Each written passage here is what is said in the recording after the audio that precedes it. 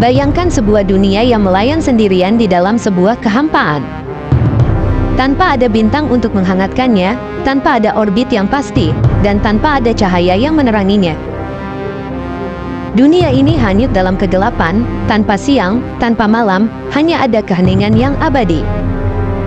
Ini bukanlah fiksi ilmiah, tapi ini adalah kenyataan dari apa yang disebut sebagai planet pengembara atau rock planet, dunia yang telah terlempar dari tata surya asalnya dan kini melayang bebas di antara bintang-bintang, tanpa arah dan tanpa tujuan.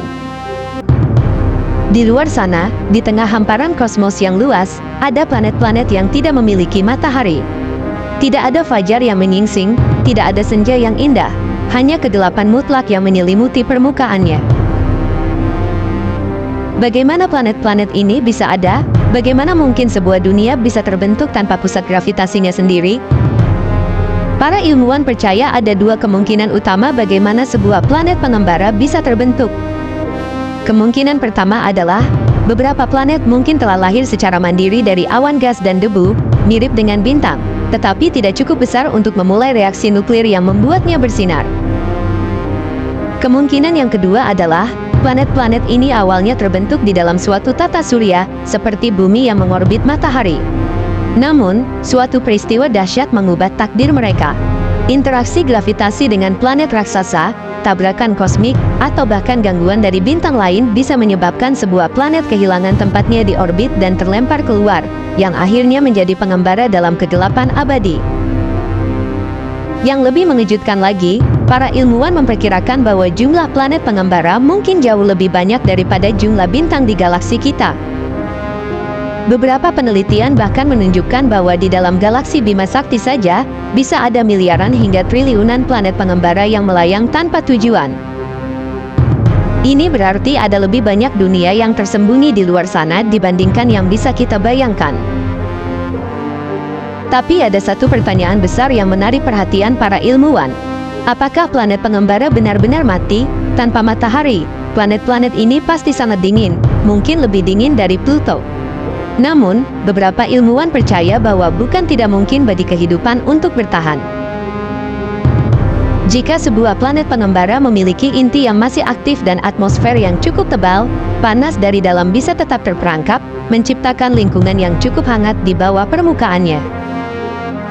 Bahkan, lautan bawah tanah seperti yang kita duga ada di bulan Europa atau Enceladus bisa tetap cair, memungkinkan kehidupan mikroba berkembang dalam kondisi ekstrim.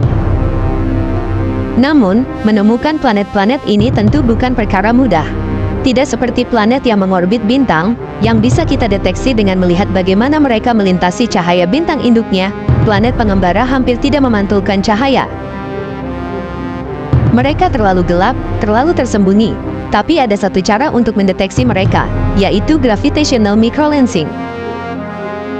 Teknik ini memungkinkan ilmuwan mendeteksi planet yang melintas di depan bintang jauh, dengan melihat bagaimana gravitasi planet itu membelokkan cahaya dari bintang latar belakang.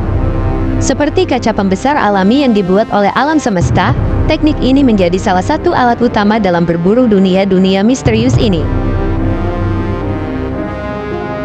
Jika ada kehidupan di planet pengembara, seperti apa bentuknya? Kita sering membayangkan kehidupan di planet yang mengorbit bintang, tetapi bagaimana jika ada makhluk yang berkembang di dunia tanpa cahaya matahari? Apakah mungkin ada bentuk kehidupan yang sepenuhnya bergantung pada panas dari inti planetnya, seperti beberapa mikroba yang kita temukan jauh di dasar laut bumi? Ataukah, mungkin, ada peradaban cerdas yang telah lama meninggalkan planet mereka dan kini mengembara di antara bintang-bintang? Sama seperti planet mereka sendiri, sekarang, bayangkan sebuah skenario yang lebih menegangkan. Apa yang terjadi jika sebuah planet pengembara memasuki tata surya kita? Jika sebuah planet yang cukup besar datang terlalu dekat dengan tata surya kita, efek gravitasinya bisa mengganggu orbit planet-planet yang ada. Itu bisa menyebabkan ketidakseimbangan, mungkin bahkan tabrakan kosmik yang dahsyat.